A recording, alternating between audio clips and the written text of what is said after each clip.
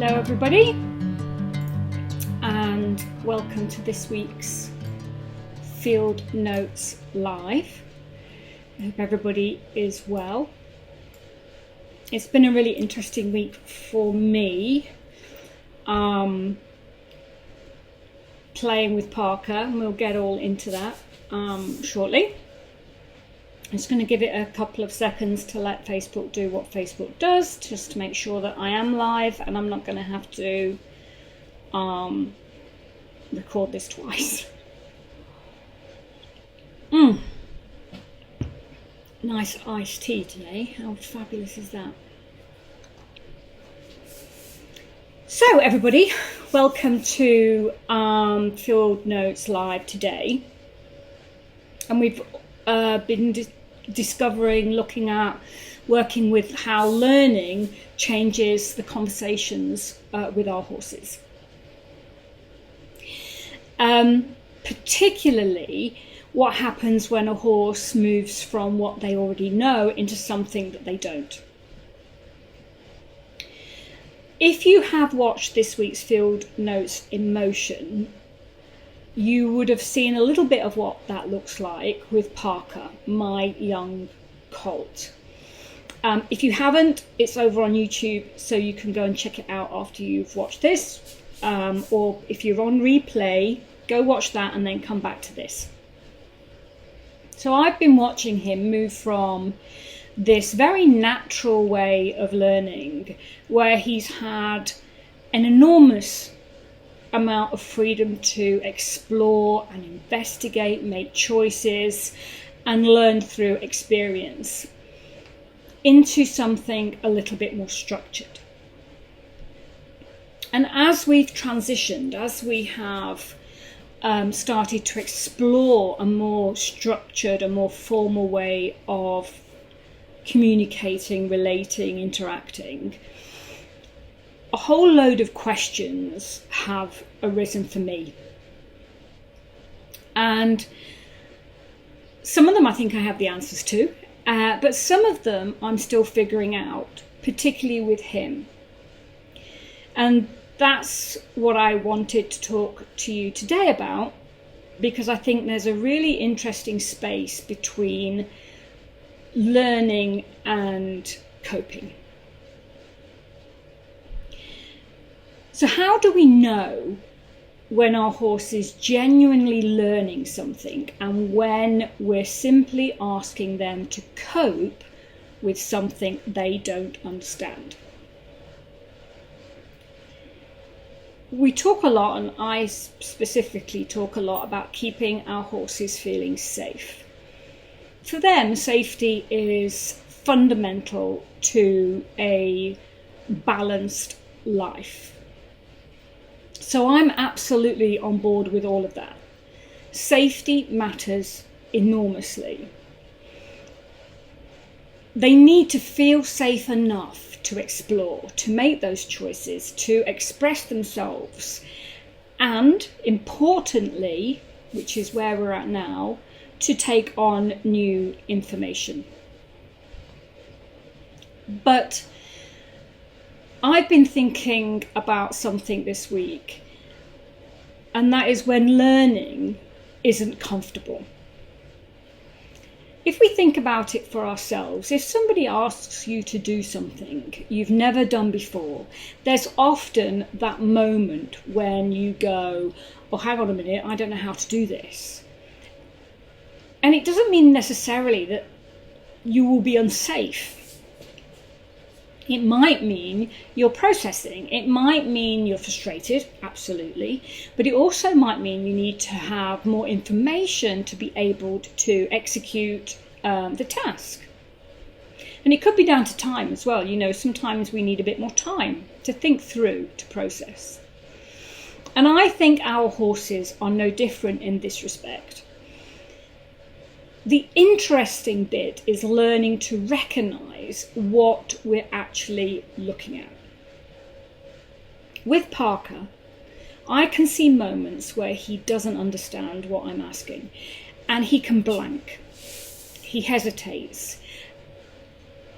It's not the freeze response, it's completely different to that. It's more like he goes internal. He goes inside himself for a moment, disappearing while he's trying to work something out. And I've learned that if I keep adding information at that point, I can actually make the situation much harder for him. So I have to stop. I have to stay clear, and I have to give him the opportunity to process. But there is another side to this, and this is where it gets really interesting. We can't simply decide that every difficult response is evidence that a horse is learning.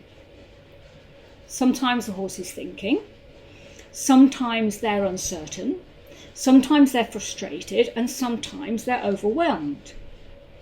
It could be that we're simply seeing a horse who doesn't understand what we've asked. Those things can look remarkably similar if we aren't paying attention.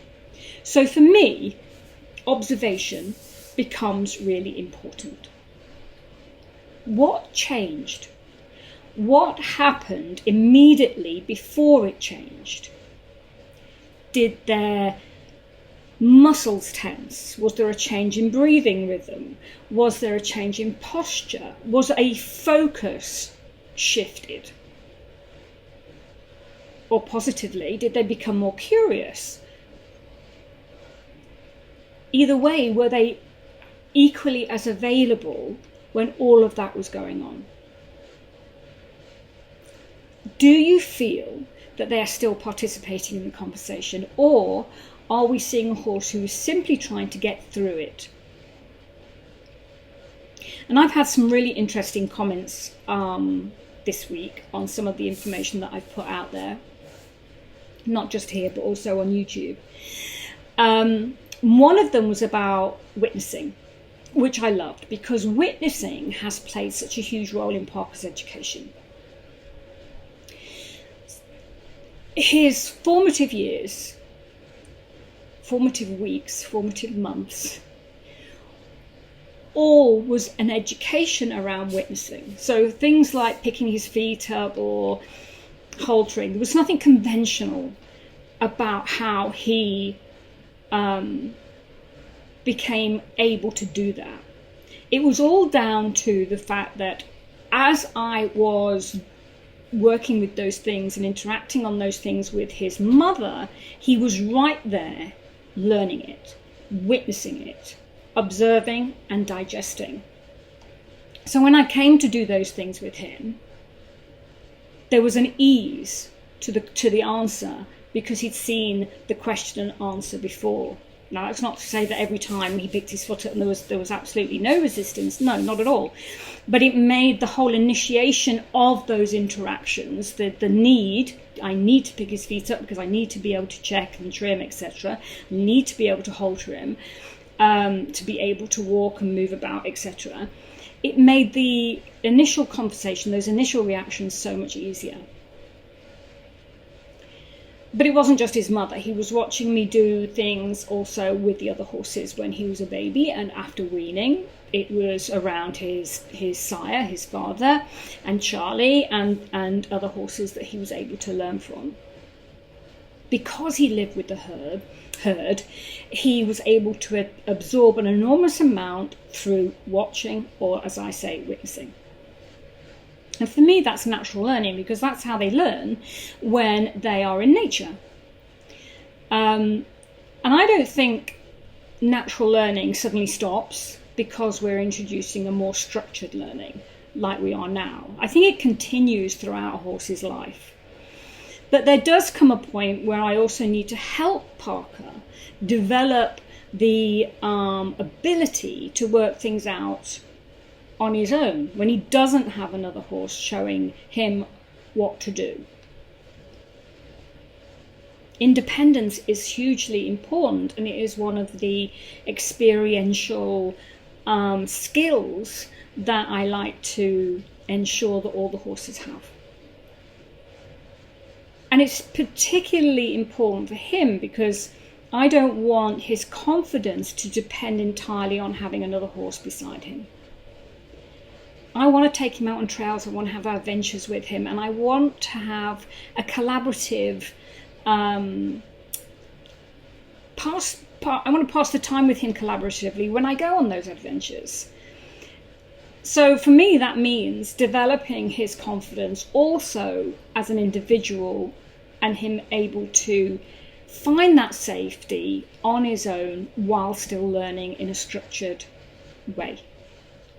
So yes, witnessing will absolutely continue to be part of his education. Watching other horses will be something that I will rely on, I will lean on. It's valuable, and I have that tool. But I don't want it to become his only way of understanding the world. And that brings me to something else I think is worth being really honest about. And that is, I have an agenda. I want to ride Parker, like I say. I want to go places with him. I want to go on adventures. I want him to have the skills that allow us to do those things safely and enjoyably together. So there is absolutely a human purpose behind what I'm doing. I don't think we need to pretend otherwise. Whenever we ask a horse to learn something, there is usually something we want from that learning. The important question for me is, what happens alongside that agenda? Am I still listening? Am I still allowing him to have a voice? Am I still prepared to change what I'm doing when his information tells me something isn't working? Because that's where I think the relationship really matters. And there is people out there that say that choice, conversation are not part of a structured learning. I disagree. I disagree. I want to be having a conversation. I want it to be two-way. I want him to be able to express. I want to be able to absorb the information that he's giving me. And so it's important that he feels safe on his own to help me with my agenda that he will enjoy in the future.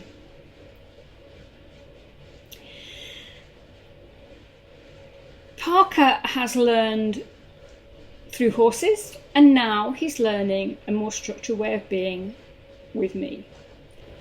The question I have for him is, do you feel safe? Do you still feel safe? Can you still take on information from me? Can you process? Can you make a choice? Can you recover from uncertainty without needing that other horse to show you what happens next? And that's part of what we're exploring together.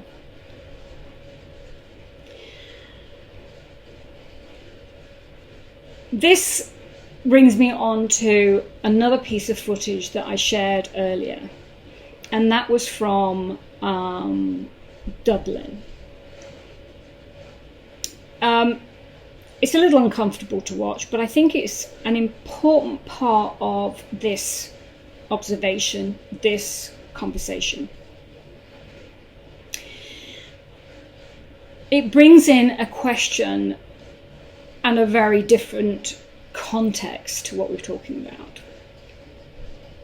I'm very conscious that I don't know that horse, and I don't know the history, and I don't know what happened before or after the footage that I shared. And I can't even tell you exactly what that horse was feeling. And if you haven't seen the footage, it is over on my page, and you can find it there. I shared it earlier this morning.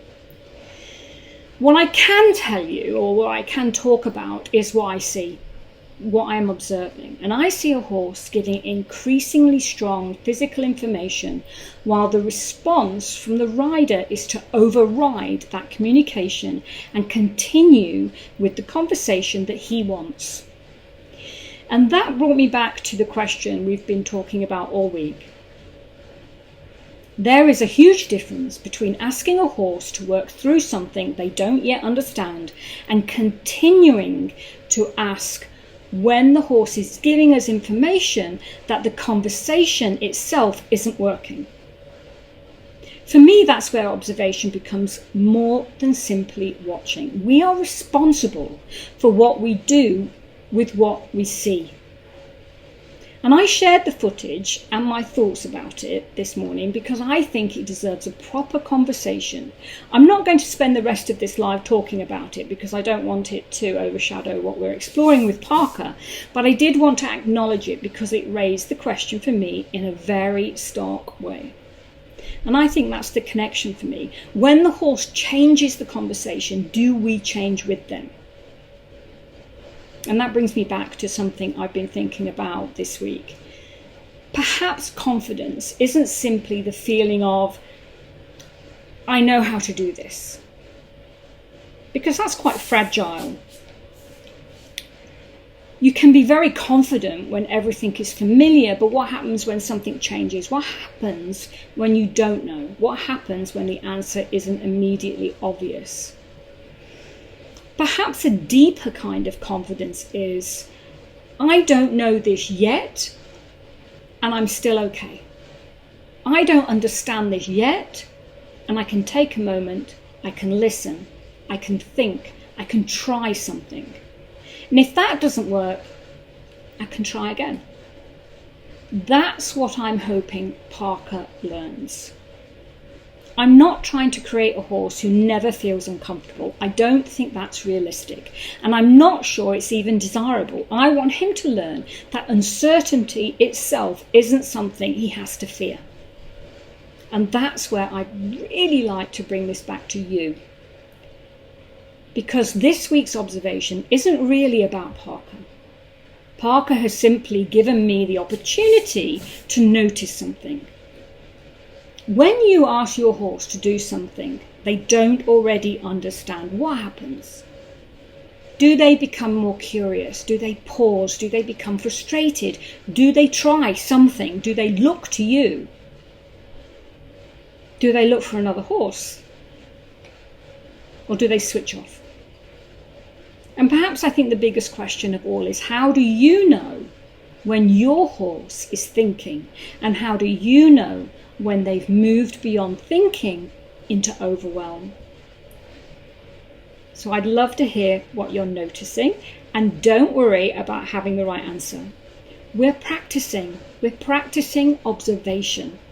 We're learning to become better at seeing those little changes in the conversation before we decide what they mean. Because I think that's one of the biggest things I'm learning, particularly with Parker at the moment. I don't necessarily need to have the answer immediately. I need to be good enough at observing him that I notice when the conversation changes and then be willing to change with it. And that's what I'm doing with Parker. I'm still watching, he's still teaching me, and I'm still learning.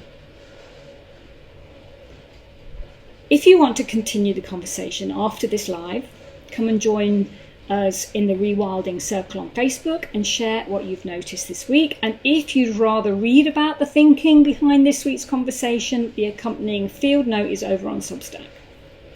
You'll find the field notes in motion also on YouTube. There's a whole playlist. And like I say, join the circle for the ongoing conversation. Until next time, keep noticing. Take care. Bye for now.